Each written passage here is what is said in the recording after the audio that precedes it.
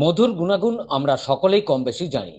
ভারত জুড়ে যে পরিমাণ মধুর চাহিদা রয়েছে, সেই পরিমাণে জোগান নেই। মধুর পুষ্টিগুণ অতুলনীয়। বলবর্ধক, তেমনি সর্দি কাশি নিরাময়ে মধুর জুড়ি মেলা ভার।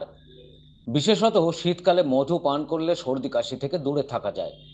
তাই মধু খাওয়ার পরামর্শ দেন অনেক চিকিৎসক। স্বাভাবিক কারণেই মধুর দামও সাধারণের নাগালের বাইরে। তবে বর্তমানে বেশ কিছু যুবক মধু চাষে উদ্যোগী হয়েছে। যারা মধুর চাষ করেন, তারা এই রাজ্যে ডিসেম্বর থেকে মে মাস পর্যন্ত বিভিন্ন এলাকায় ঘুরে ঘুরে মৌমাছির বাক্স সেই সমস্ত বাগানে বসিয়ে মধু সংগ্রহ করেন। এরকমই দেখা গেল সর্ষে ফুলের সময় ত্রিবেণী এলাকার হাইওয়ের পাশে সর্ষে ক্ষেত সংলগ্ন এলাকায় বেশ কিছু মধু চাষের বাক্স বসিয়েছেন এক যুবক। উদ্দেশ্য সর্ষে ফুল থেকে মধু সংগ্রহ করা এবং সেই মধু বিভিন্ন রকম প্রক্রিয়া করে বাজারজাত করা। মধু চাষে যুবক তীর্থঙ্কর হালদার এ রাজ্যের বিভিন্ন ফুলের সময় ঘুরে ঘুরে মধু চাষ করে থাকেন এবং সারা ভারত জুড়ে তাদের মধু বিক্রি করেন। প্রয়োজনে ভারতবর্ষের বিভিন্ন জায়গাতেও তারা মধু সংগ্রহে যান। কি বলছেন তীর্থঙ্কর এই মধু সম্পর্কে, শুনুন। আমরা করছি মোটামুটি 2021 থেকে, কিন্তু ত্রিবেণীতে এইখানে রাখা 2 বছর ধরে। মানে আগে 2 বছর করেছি, এইটা নিয়ে রানিং 3 বছর চলছে। যদি একটু চাষের সম্বন্ধে একটু বলেন। আমরা করছি মোটামুটি 21 থেকে। আমাদের প্রথমে অল্প কিছু বক্স ছিল, এখন আস্তে আস্তে বক্স বেড়েছে। আমরা এই যে পিসিসটা যেটা চাষ করা হচ্ছে, এটা না ইউরোপিয়ান হানিবি, সাইন্টিফিক নেম হচ্ছে এপিস মেলিফেরা। এটা থেকে কমার্শিয়াল ভাবে যারা মৌ চাষ করে তারা মূলত ভাবে এই ইউরোপিয়ান হানিবি দিয়েই করে।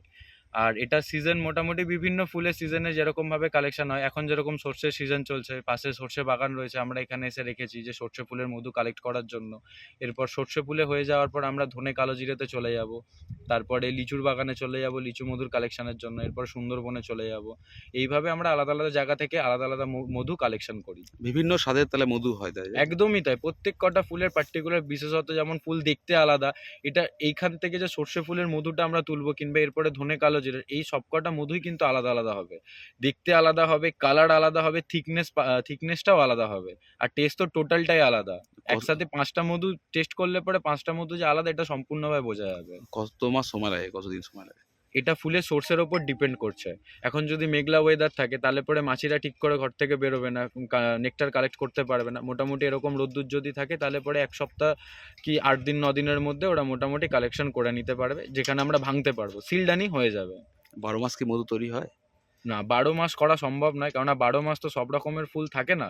ফুলের সোর্স অনুযায়ী হয়, যেমন সিজন শুরু হয় ইউক্যালিপটাস থেকে, ওদিকে গিয়ে তিলে গিয়ে শেষ হয়ে যাচ্ছে।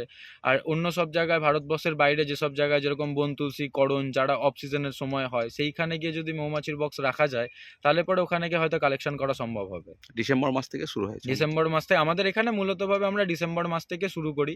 ডিসেম্বর থেকে কন্টিনিউ মে পর্যন্ত চলে। সর্ষের পরে ধনে, কালো জিরে, তারপর লিচু, সুন্দরবন দিয়ে তিলটা করে আমরা স্টপ করে দিই। ত্রিবেণী থেকে রাজেশ দেবনাথের রিপোর্ট, খবর নিউজ 6।